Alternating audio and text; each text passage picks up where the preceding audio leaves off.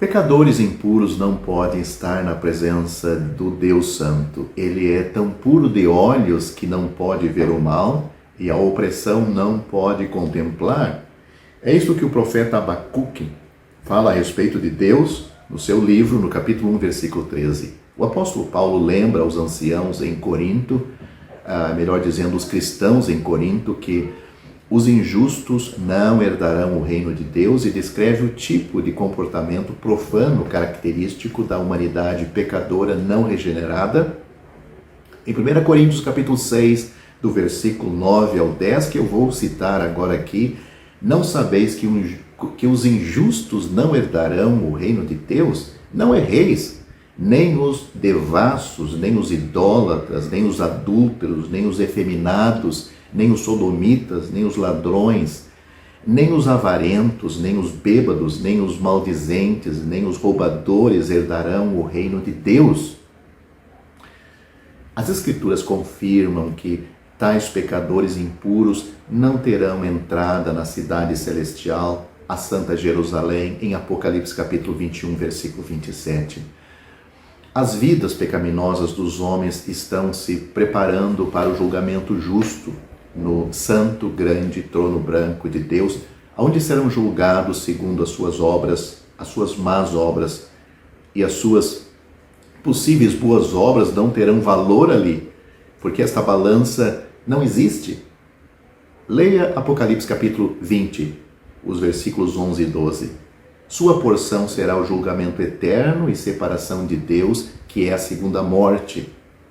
Apocalipse capítulo 21, versículo 8. Paulo, depois de listar aqueles pecados que faz parte da vida de muitos, ele diz dos crentes em Corinto que foram abençoados com a salvação de Deus, agora eram crentes no Senhor Jesus e foram preparados para a santa presença de Deus. Ele fala assim: e é o que alguns têm sido, ou seja, alguns desses que foram salvos, eles eram assim antes, mas haveis sido lavados, haveis sido justificados, mas haveis sido, santificados, lavados, santificados e haveis sido justificados em nome do Senhor Jesus e pelo Espírito do nosso Deus. 1 Coríntios capítulo 6, versículo 11. Pela rica graça de Deus, eles agora foram lavados, totalmente limpos da impureza e mancha de seus pecados. Eles foram santificados, separados posicionalmente para o Deus Santo e foram justificados, absolvidos de toda a culpa de suas vidas pecaminosas e declarados justos diante de Deus. Alguns que me ouvem talvez não entendem isto, até ficam brabo. A clara implicação da declaração de Paulo é: tais foste alguns de vós. É que tipo de comportamento pecaminoso listado nos versículos 9 a 10 não mais caracterizava a vida desses crentes. Tendo se convertido a Cristo, já não praticavam habitualmente tais pecados. O nome de Jesus indica que ele salva o seu povo de seus pecados. Mateus capítulo 1, versículo 21. A salvação de Deus destina-se a mudar vidas, trazendo libertação da presente prática dos pecados e da penalidade final do pecador. Portanto, note, eles não só mudaram de vidas, eles não tomaram uma decisão de mudar, eles foram salvos e as suas vidas foram mudadas.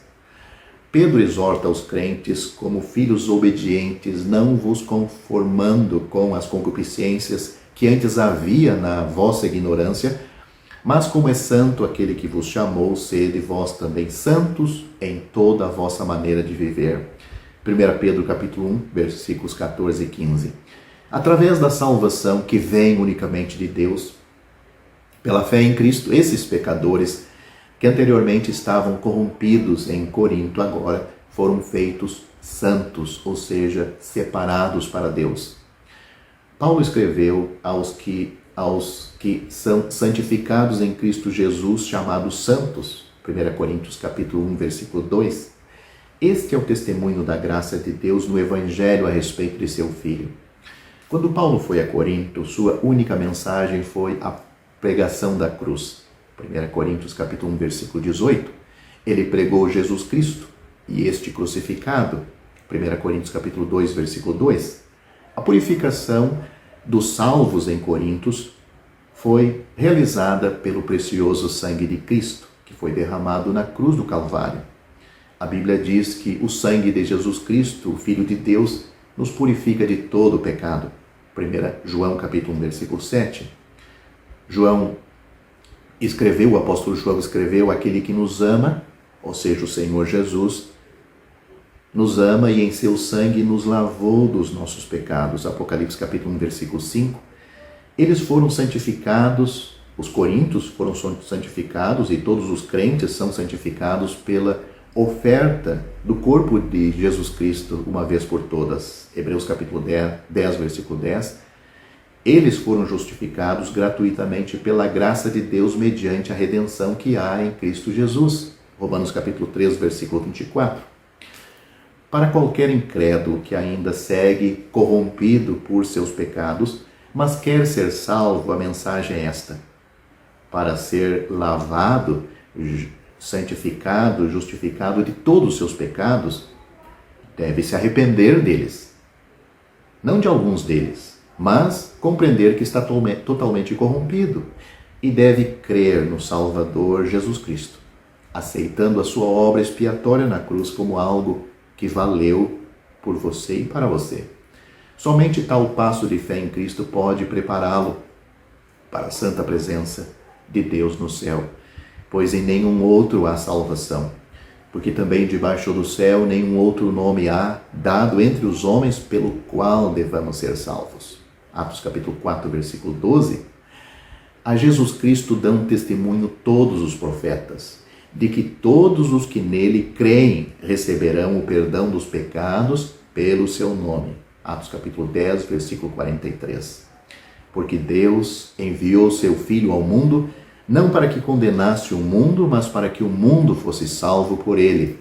Quem crê nele não é condenado, mas quem não crê já está condenado, porque não crê no nome do unigênito Filho de Deus.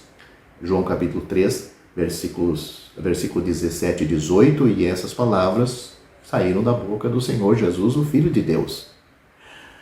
A Bíblia diz mais: a todos quantos o receberam, deu-lhes o poder de serem feitos filhos de Deus, aos que creem no seu nome, os quais não nasceram do sangue, nem da vontade da carne, nem da vontade do varão ou do homem, mas de Deus. Isso está no Evangelho de João, capítulo 1, versículos 12 e 13. Portanto, você que me ouve ao terminar este vídeo, eu deixo um alerta. Você já é salvo? Como você depende da sua salvação? Você diz: sim, eu já confiei em Cristo, mas Ele é 100% a única base em que você está confiado para a sua salvação? Ou você, depois desta suposta experiência de salvação, quando o pastor colocou a mão sobre a sua cabeça, quando você levantou a mão sobre um convite de conversão, ou a sua confissão ao padre, ou o batismo do missionário, a partir deste dia, você tem tentado preservar a salvação que você supostamente recebeu neste dia de conversão? Digo-lhe que você não foi salvo. A salvação não é preservada por nós. A salvação é gratuita, do início ao fim da nossa vida e por toda a eternidade. Deus não dá a salvação para o pecador e depois tira quando ele peca. Não, a Bíblia diz: pela graça sois salvos. Graça, sabe o que significa? Graça é de graça. Ou seja, é de graça que vocês são salvos e ela é recebida pela fé. Isto não vem de vós, é um dom de Deus. Não vem das obras, para que ninguém se glorie. Efésios capítulo 2, versículos 8 e 9. Portanto, se você está fora desta palavra de Deus, que é um resumo da salvação de Deus de Gênesis a Apocalipse, você está perdido como qualquer criminoso que está no caminho de ser executado no corredor da morte e está prestes, se ele não foi salvo pelo meio correto bíblico, entrar no inferno. Ou qualquer pessoa religiosa que morreu hoje sem a salvação, enfim, num hospital, num acidente, entrou já no inferno. Você está no mesmo caminho. Você pode talvez ficar desesperado e até pensar em desligar e passar este vídeo adiante. Não faça isto para o seu próprio bem, pois só existe alguém que pode lhe salvar e este alguém não é você. Este alguém é Cristo e você, depois de salvo, não vai ajudar a conservar essa salvação. Você vai ter uma vida correta, como os coríntios, que já citei neste vídeo, começaram a ter, porque já eram salvos. A vida correta e santa de um salvo é porque ele foi salvo. Ele não tem aquela vida para ganhar ou preservar alguma coisa. Não se engane. O profeta Isaías, no seu livro, capítulo 64, versículo 6, ele disse: todos nós somos como o imundo, e as nossas justiças, note, não é as nossas injustiças, as nossas justiças são como o trapo da imundícia. Nós não podemos contribuir na obra da salvação, nós não podemos ajudar nem 1% no assunto da salvação. Não se equivoque quanto a este assunto, meu prezado amigo e ouvinte. Você precisa reconhecer que você é um pecador condenado por Deus, que até hoje tudo que você tem confiado não vale para livrar a sua alma do inferno. Você é um pecador condenado por Deus, merece ir para o inferno por causa dos seus pecados, ou você acha que Deus é justo levar você, um pecador, sem a salvação de Deus, para o céu? Não, você merece ir para o inferno e depois no lago de fogo por toda a eternidade, mas Deus diz Deus diz na sua palavra, o Filho de Deus diz que Deus amou o mundo de tal maneira que ele deu o seu Filho unigênito, para que todo aquele que nele crê não pereça, mas tenha a vida eterna. Portanto, Deus lhe ama como um pecador e quer lhe salvar conforme o método dele. Não conforme o método dele e o seu também, ou da sua igreja, do seu pastor, do padre, do missionário, ou seja lá quem for. O Senhor Jesus Cristo disse: eu sou o caminho, a verdade e a vida. Ninguém vem ao Pai senão por mim. Fixa esta palavra em seu coração. Senão por mim. Eu sou o caminho. Portanto, você precisa dele. Você precisa confiar nele. Você precisa receber ele como seu Salvador pessoal. Esta é uma obra do Espírito Santo. Não é uma coisa mental. Você precisa compreender que você é um pecador perdido e ficar convencido disto. Precisa ser convencido também que só Cristo pode salvar. Ele é o Salvador dos pecadores e em nenhum outro há salvação. E recebê-lo como seu Salvador pessoal. Crê no Senhor Jesus Cristo e você será salvo. Isto está em Atos capítulo 16, versículo 31. Ao findar o labor desta vida, quando a morte ao teu lado chegar, que destino há de ter a tua alma? Qual será no futuro